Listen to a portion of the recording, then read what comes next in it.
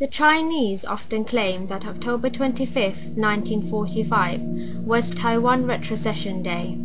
In other words, they like to say that the Japanese surrender ceremonies held on that date in Taipei amounted to a transfer of sovereignty over Formosa and the Pescadores to China. In support of this claim, the Chinese typically reference the Cairo Declaration, a non-binding press release, issued unilaterally on December 1, 1943, by a group of 3 belligerents: President Chiang Kai-shek of the Republic of China, President Franklin Roosevelt of the USA, and Prime Minister Winston Churchill of the United Kingdom. The Cairo Declaration was the outcome of the Cairo Conference in Cairo, Egypt, in late November 1943.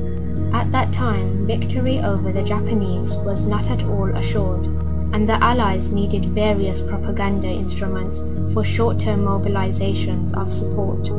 The Japanese were advancing steadily in mainland Chinese territory, and many US government officials feared that the Chinese military officers might ask for early peace negotiations in the China theater.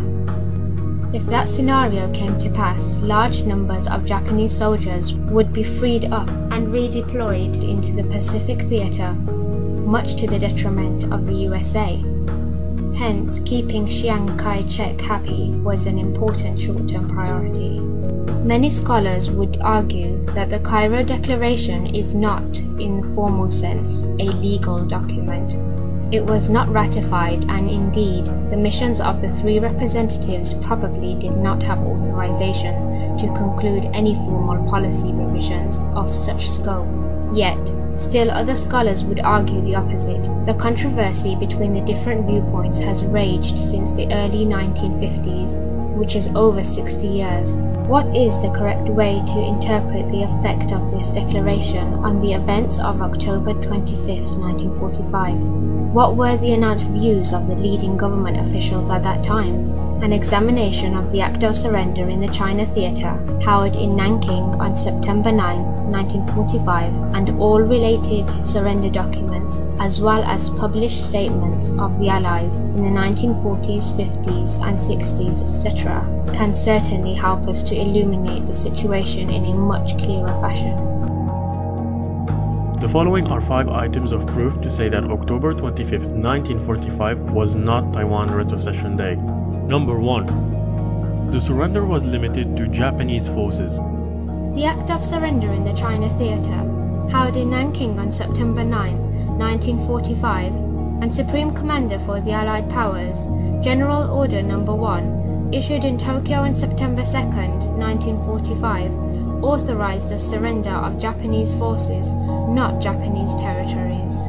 The Act of Surrender in the China Theatre and General Order No. 1 were military directives, establishing procedures for demobilizing Japanese forces. They were not meant to settle political issues. The content of these military directives, and in particular the assignment of members of the Allied coalition to disarm Japanese forces in certain areas, in no way implied that the members had any right to permanent possession over those areas in the future. Number 2. Japanese vested Chinese nationality status. Beginning in 1946, the Foreign Relations of the United States series has many entries regarding the legal status of Taiwan and its residents. Aide-mémoire. The U.S. Department of State to the Chinese Embassy, Washington, D.C. Date: November 21, 1946. Subject: Status of Taiwanese persons in Japan. It should, however, be pointed out that from the legal standpoint, the transfer of Taiwan's sovereignty remains to be formalized.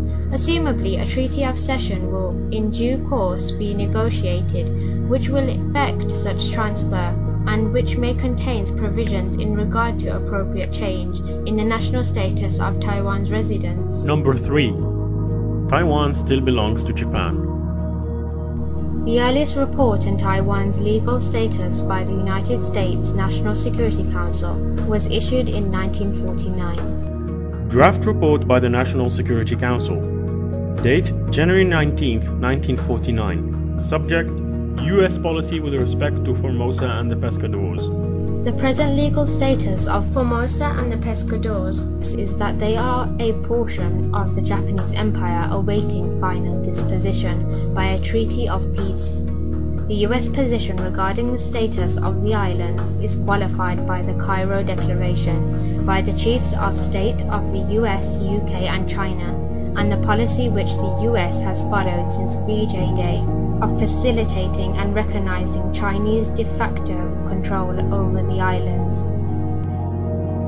Number 4. The Korean War and Taiwan. After the outbreak of the Korean War on June 25, 1950, President Truman declared that the neutralization of the Straits of Formosa was the best interest of the United States, and he sent the US Navy's 7th Fleet into the Taiwan Strait to prevent any conflict between the Republic of China and the Red China, effectively putting Taiwan under American protection.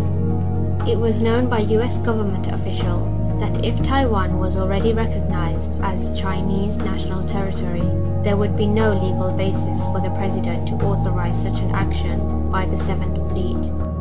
On August 25, 1950, the United States replied to the United Nations Security Council that the action of the United States was expressly stated to be without prejudice to the future political settlement of the status of the island. The actual status of the island is that it is territory taken from Japan by the victory of the Allied forces in the Pacific. Like other such territories, its legal status cannot be fixed until there is international action to determine its future. The Chinese government was asked by the Allies to take the surrender of the Japanese forces on the island. That is the reason the Chinese are there now.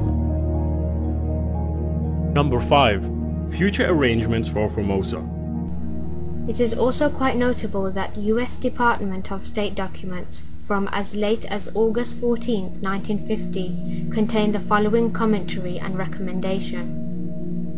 In 1944, as a result of the work of a policy planning committee in the department, it was decided that Formosa should be handed over to the Chinese national government immediately following upon the termination of hostilities. I believe that the immediate administrative act affecting the turnover was a military order handing it over to Chinese administration after the surrender of Japan. From the legal standpoint, of course, title could hardly pass prior to determination of the matter by a peace treaty with Japan, the Cairo Declaration being merely a statement of intent.